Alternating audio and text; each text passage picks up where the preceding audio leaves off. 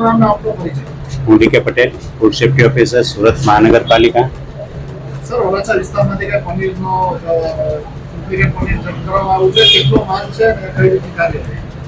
Varachha police સ્ટેશનનો staff તથા food વિભાગની team સાથે મળી એક ડુપ્લિકેટ પનીર શંકાસ્પદ હોય તેવી માહિતી મળતા અમોએ પ્લોટ નંબર 116, દુકાન નંબર 2, તાસની વાડી, AK રોડ, સુરત ખાતે આવેલા છીએ અને ત્યાં પનીરનો જે શંકાસ્પદ નમૂનો લઈ ને પૃથ્થકરણ સારું પબ્લિક હેલ્થ લેબોરેટરીમાં મોકલી આપવામાં આવશે તથા જેનો પૃથ્થકરણ અહેવાલ આવે આગળની કાર્યવાહી કરવામાં આવશે.